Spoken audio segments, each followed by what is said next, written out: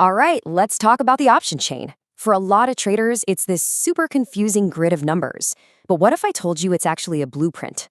Our goal today is simple, to help you decode that blueprint so you can make smarter, more confident trades. You ever pull up an option chain and just your eyes glaze over? I mean, there are literally thousands of contracts, different prices, different dates. It feels impossible. Where do you even start? It's a huge problem, but believe it or not, there's a really simple way to cut through all that noise. But here's the thing. What if you could see inside the market? See its skeleton, see where the big money is moving, and where the price is likely to get stuck or bounce? Well, that's exactly what the option chain is. It's the market's X-ray. And today, we're going to learn how to read it. Okay, so before we can start reading that X-ray, we need to learn the language. And it all starts with one core concept, a funny-sounding word, moneyness. Moneyness sounds complicated, but it's not. It just answers a really simple question. If you could exercise your option right this second, would it be profitable? That's it. And it all boils down to two numbers. The strike price, that's the price you agree to trade at, and the spot price, which is just the current market price. So first up, we've got in the money, or ITM. Think of these as options that are already winning. They have what's called intrinsic value.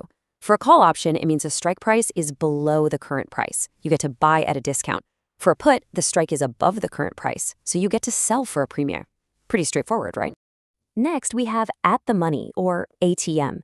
This is the sweet spot where the strike price and the spot price are practically the same. Now, why is this so important? Because these options are usually the most traded, which means they're super liquid. They also have the most time value, that's the juice, the potential for the option to make a big move. This makes them a really solid, balanced choice. And finally, we have out-of-the-money options. You can think of these as the lottery tickets of the options world. They have zero built-in value right now. Their price is purely a bet, a speculation that the market is going to make a huge move in your favor before time runs out. High risk, for sure. So let's just lay it all out. This table really clears things up. In-the-money options, they're expensive because they have a high probability of success, so lower risk. Out of the money, they're cheap, but for a reason. They're a long shot, high risk, low probability. And right there in the middle, you've got at the money, offering that perfect balance. Okay, we've got the language down. Now it's time to fire up the X-ray machine itself. Let's look at the option chain. On the surface, yeah, an option chain is just a list. It shows all the available calls and puts for a stock at all the different strike prices. But it is so much more than that. It's a living, breathing map of what the market thinks is going to happen.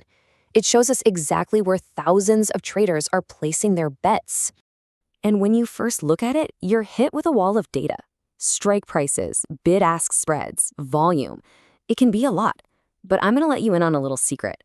There's one number in there that's way more important than all the others.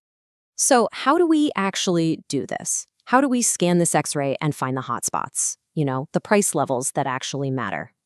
The answer is open interest, OI. This number right here is the biggest clue on the entire chain. It tells you the total number of option contracts that are currently open and active. It's not just today's trading volume.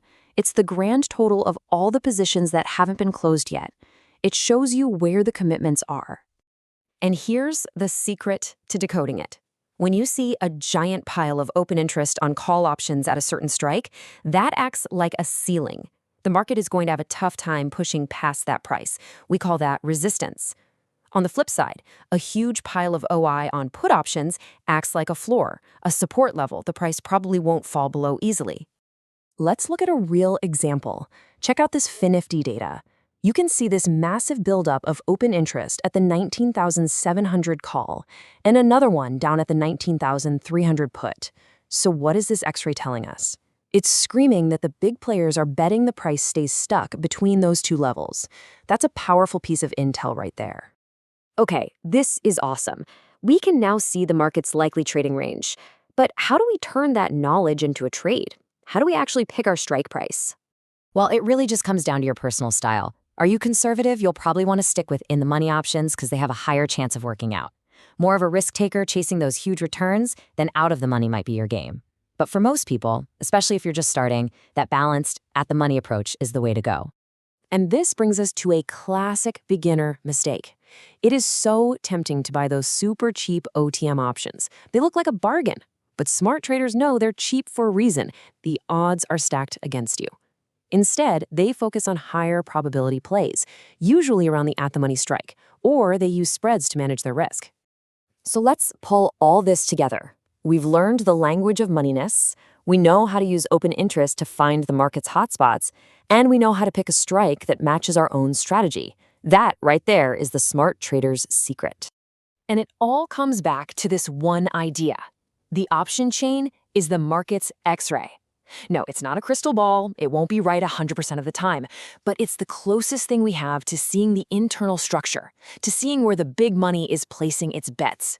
And that gives us a serious edge. Look, what I hope you take away today isn't just a bunch of definitions. It's a whole new way of looking at the market.